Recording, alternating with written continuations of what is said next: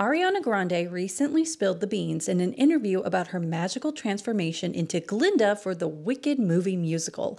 I want to know if this method makes her career sing thank goodness. Hello, darlings, and welcome to Performance Perspective, where we watch different performances and then we share our perspectives.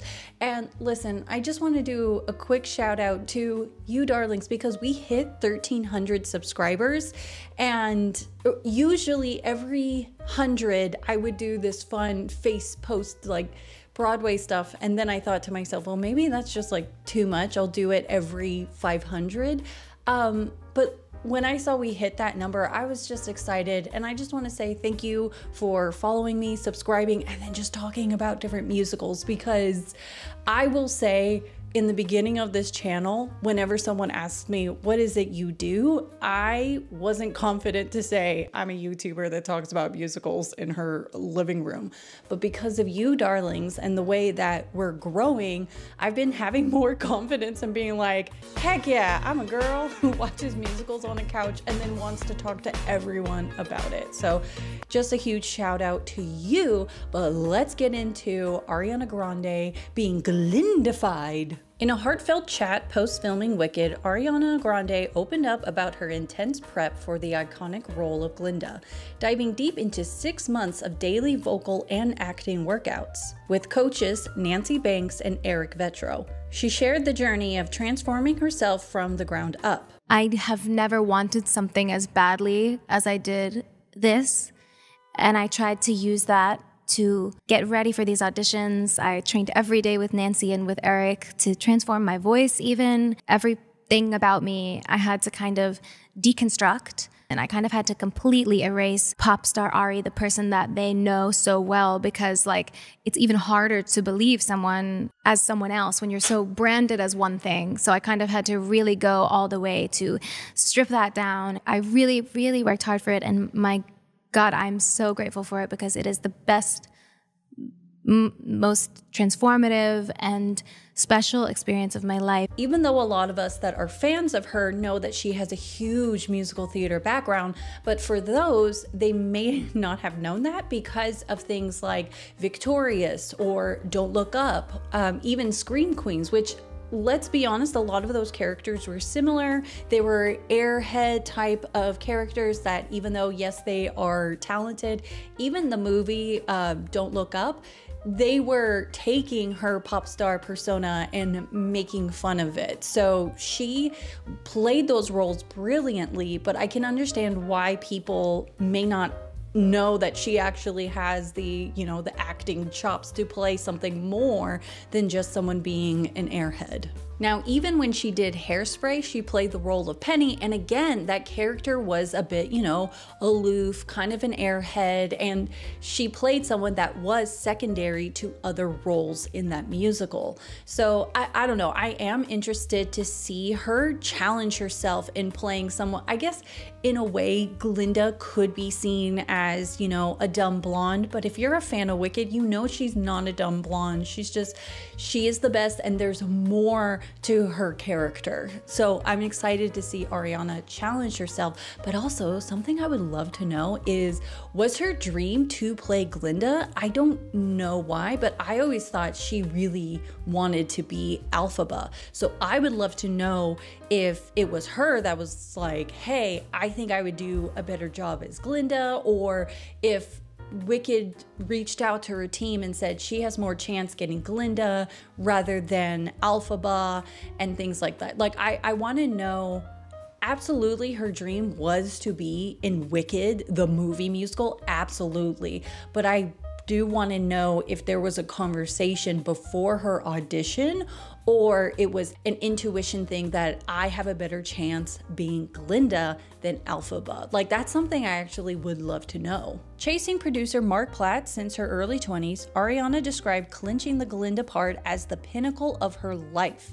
Her friend Zach Sang reflected on how this audition phase was all-consuming for Ariana, almost like gearing up for the biggest game of her life. I never saw something that you were more passionate about, focused on. Truly. I mean, like, emotionally, physically, mentally invested. It it was like you were training for the Super Bowl. I poured everything I had landing into this role, and wow, am I ever thankful. It's turned out to be the most incredible, life-changing journey, Ariana Grande shared with heartfelt enthusiasm.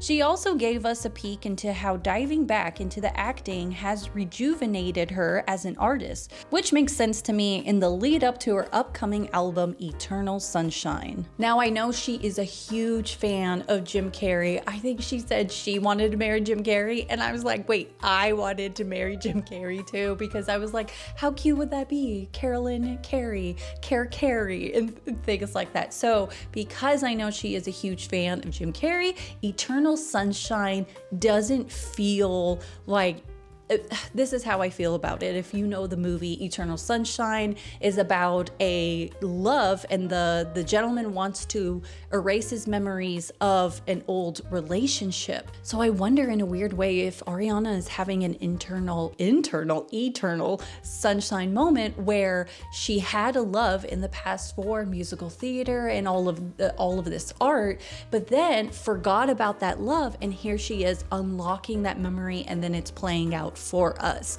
which honestly I'm all for. I'm so happy. I don't know, is this like a weird Glee moment where all of a sudden the musical theater kids are cool again?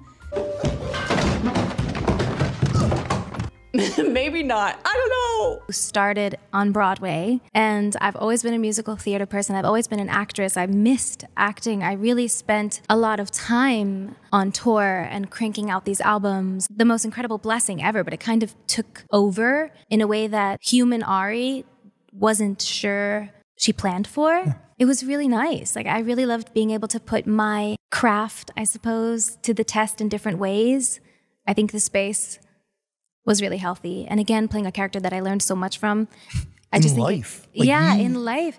But also it just made this so much richer. Like, it made coming home to music feel so much better. And I think that balance is something that I'm really going to want to maintain moving forward. I think it's just nice. Over a year before the Wicked cameras started rolling, Ariana Grande was thrilled to share she snagged the role of Glinda, giving her ample time to immerse herself in the character. During this period, she decided to take a significant step back from the pop scene. I think I learned so much from Glinda, and through Glinda, I kind of healed a lot of parts of myself alongside and through her. And it actually helped me heal a lot of my own personal weird stuff with my relationship to music and to being an artist and to that like persona. And I was able to kind of come home and address it and sit with it and change the things that weren't working and fall in love with it again. Grande's connection to Glinda runs deep. Yet, after embodying the character on screen, her admiration for Glinda has evolved. The reason why I thought I loved Glinda since I was 10 years old is so not what makes us so adjacent to one another. Like, it's so the high notes and the comedy and the pink and the laughs and being, you know, the clown is like what I was attracted to when I was 10, but it's so interesting. There's a lot more to it underneath the surface. Now, I created an episode about how Ariana Grande is so much like Glinda, so I absolutely recommend that episode to go in. It's called In Defense of Ariana Grande. And in short, it points out all the things of why Ariana Grande is already like Glinda, or how many things in her life that she can actually put into the role to understand what Glinda is going through. I also remember in that episode, the one thing, and I think a lot of people were afraid of, was, can she even hit the notes? Can she even do that? Because we've never heard her voice. We know she can do like I call it the angel whistles, the whistle tones and things like that. But then when it comes to, thinking of Kristen Chenoweth and how she just floats on those like gorgeous soprano notes, and and you know what? Let's be honest, sopranos are kind of dying out there. Like, we don't hear a lot of sopranos coming to musical theater. So again, so exciting. And when that leak happened where a lot of people were saying, oh, she's lip syncing to Kristen Chenoweth's voice, and it was like, no, that's her. So it wasn't the best audio, but that made me so excited to hear her sing as Glinda. And you might have noticed, like, even with her new songs coming out, her voice has changed, but for good. Also, I want to point out the fact that we thought she was lip syncing to Kristen Chenoweth. Like, that's a huge compliment. That's a huge compliment. I wish someone was like, wow, I thought that you were faking it and sounded like Barbra Streisand. Wow, thank you so much. Ariana truly committed to bringing on Glinda to life, pouring her heart and soul into the role. I recall her sharing the meticulous process behind crafting Glinda's appearance, a task she eagerly took part in.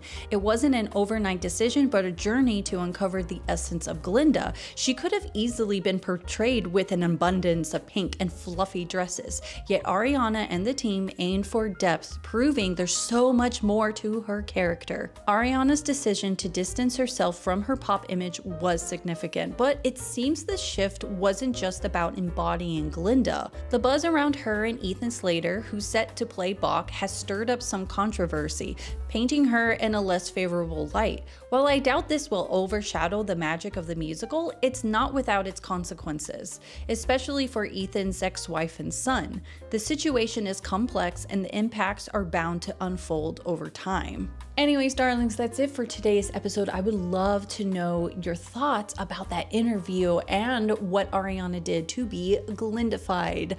I hope that Zach brings on Cynthia so that she could talk about becoming Alphaba and all of that. I would absolutely love to hear that process. But anyways, thank you for hanging out with me. Thank you for geeking out with me about musicals. Here's to 1,300 subscribers. And without further ado, take care, darling.